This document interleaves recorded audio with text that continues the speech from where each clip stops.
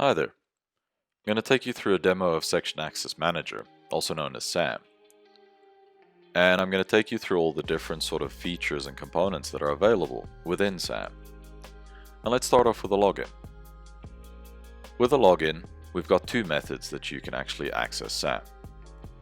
The first one is the administrator's login, and that's to actually log in, assign the license, create your ClickSense servers, and set up your users in the beginning. There afterwards, all users will log in using Click. And the best part is that we've actually integrated it with the Click login, so there's no need to remember any new or different usernames and passwords. So once we hit Click Login,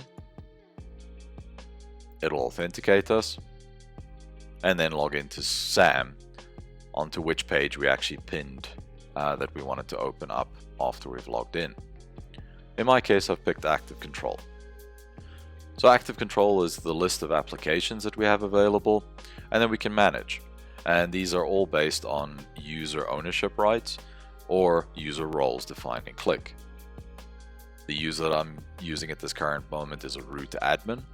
So they've been given access to view all the applications available on the Click estate. Let's go give you a brief overview of the admin section. So in the admin section, we have different components: servers, users, and global configuration. From the server side is where we set up all our different Click servers. You can have one or multiple. We define our properties, test the server, make sure that the SAM configurations have also been configured, and that's it. There afterwards, we get our list of users that come through, and these are our root admins or application owners within the Click environment. We have our global configurations, where we can set our license. We can view any license information that's been done. For example, we've got 1,000 apps that we can manage with SAM, and we're currently managing 3. We can also define the scan options. So what happens when SAM detects or is set up for the first time as a new server? So if it picks up any auto applications, we'll automatically set them to auto. If it picks up manual applications, there is section access in them, it will then revert them to manual, or you can ask SAM to actually manage all of it. So whether it's auto or manual, it will bring them in and change the sync type automatically. In my case, I've picked no, because I want to manage my applications manually. If you want to revert any of your applications, so put them back to what they were originally in terms of script, that's where the revert all buttons comes into play. Let's go back to the Active Control. So in Active Control, I see the list of applications that I have access to, and I've also got a myriad of different filtering options. I can use the global search, so I can search across any of the different components, or then choose the different filters to search by, or I can use the filters here on top as well. The one that I'm interested in is the published and the My Work. So we can actually change the filter accordingly. If you want to view your workstream apps, you can change it to My Work, or you can just view the published applications and work with those. Each of the different headings also has filterings on them. So for example, I only want to work with applications within the SAM stream. I can go ahead and filter them. And there we go. Let's have a look at a couple of these headings that are here. So here we have the server. So where is the application coming from? What server is it? What stream is it linked to? What's the application name? Who's the owner? What is the RE status, so the reverse engineering status? In this case, these don't have any section access, so that's why it's saying that there is no SA script. And our third one has, and it is reversible. It has identified that it can actually be reverse engineered. We have our sync type. Typically, if there is no section access, it's auto. In this case, I've already set this one to manual. And automatically any applications with section access in them already and that can be reversible are set to manual automatically. We have our status, so these are all scanned OK. Then we have our SAM error codes or error information, and then our actual error messages as well. Let's start off with our auto application. This one's pretty straightforward. So we already have a stream rule defined in Qlik that actually manages what users have access to that stream and therefore what users have access to those applications. And what we want to do is we want to apply application level section access to this. We want to use the same stream rules and those users that actually have access to it, but we still want to apply section access to it for governance purposes. So all I need to do, make sure that my application is selected and hit activate.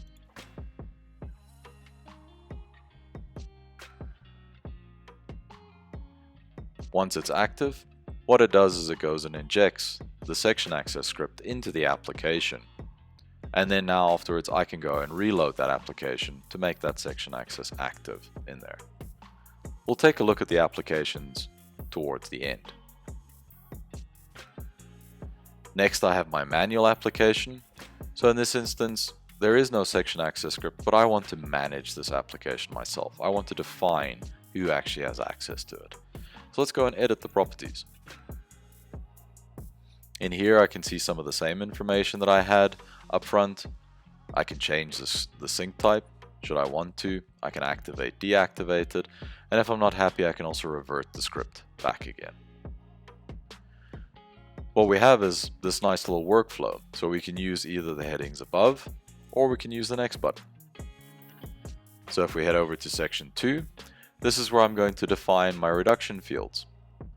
First, what we need to do is actually fetch the metadata of the application.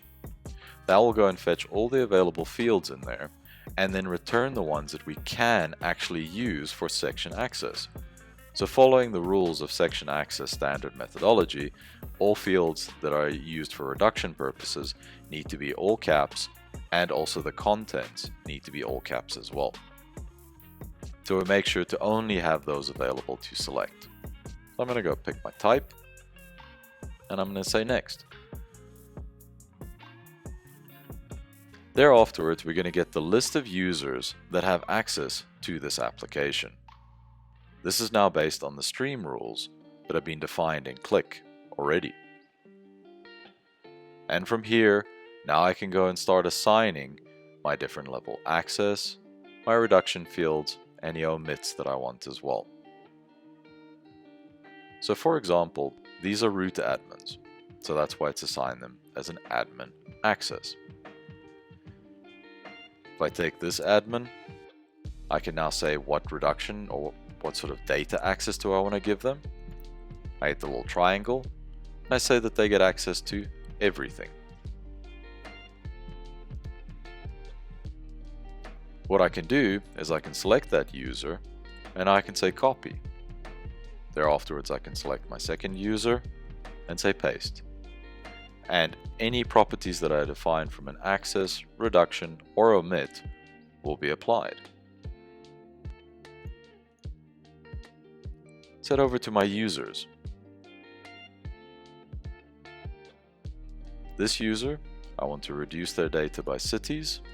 My user 2 has a reduction of country, and my user 3 has a reduction of people. Not only that, I don't want to give my user 3 access to the values, so I can go ahead and assign the omit value.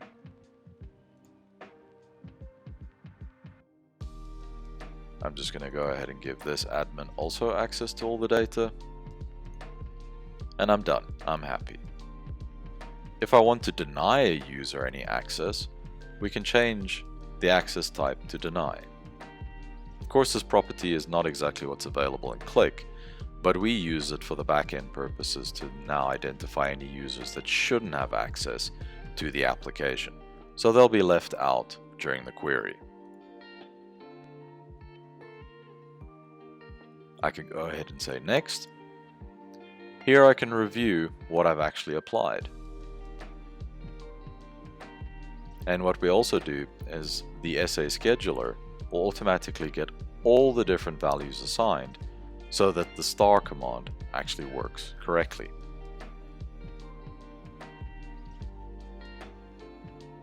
I can also view and revert the script should I want to.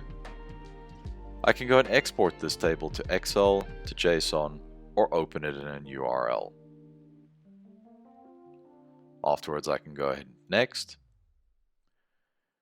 We get some extra information. We can see that there's no errors. If I want to open the Qlik app, I can also click here to open the application and then go and change any properties that I might want to change. Let's click Finished. After clicking Finished, it'll go ahead and activate the application and insert that section access script into the application itself. Let's go over to our third type, which is our reversible, so our reverse engineered application. Let's go edit the properties. Same as the manual, just say next. It has identified the reduction type.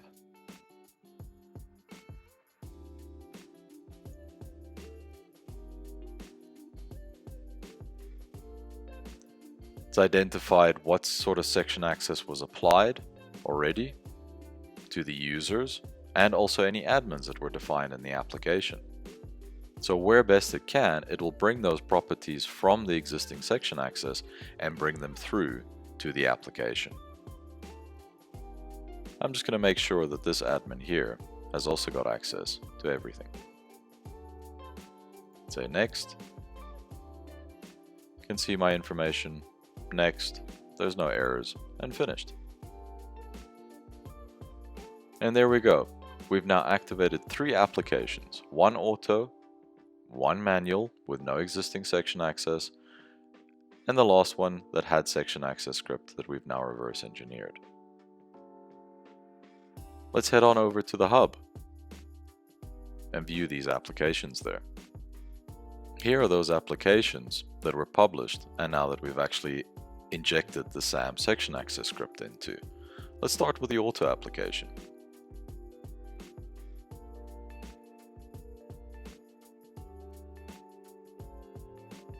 Let's head on over to the data load editor. Here we can see the existing tabs that are available, our data, and then the newly injected SAM section access script. It's a very standard script. It's the same script that's injected in every application. The only unique identifier is the section access ID. This is what's sent back to SAM when reloading, and it will retrieve the correct section access list that's available. Let's go ahead and hit the load data.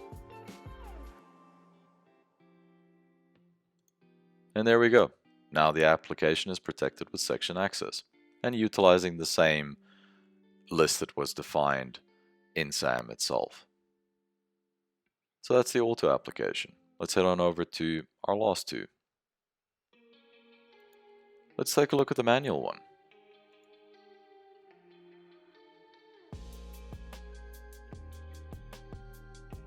Same thing, let's head over to the data load editor. Same thing, our main tab, our data tab, and then our newly injected SAM application. And our newly injected section access script. I'm going to go ahead and load the data.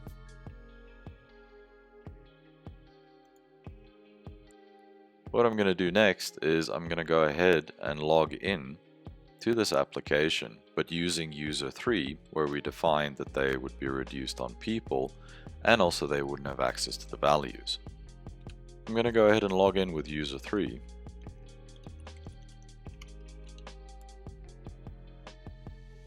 Head on over to the SAM stream, open up the manual application.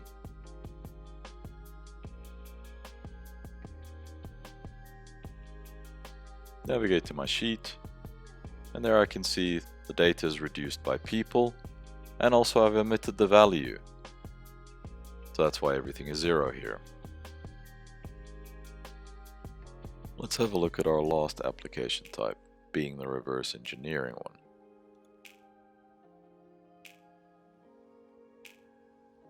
Let's head on over to the data load editor. And from here we'll see the existing tab, section access data and web SAM. We head on over to the section access tab. We'll see that SAM has commented out the entire existing section access script so that we don't remove it. and then just injected R1, which will run during reload. Also, if you want to deactivate an application, you can go ahead and select it and just say deactivate. This will remove the section access script from the application for that time period. Once I say activate it, will just inject the section access script back again.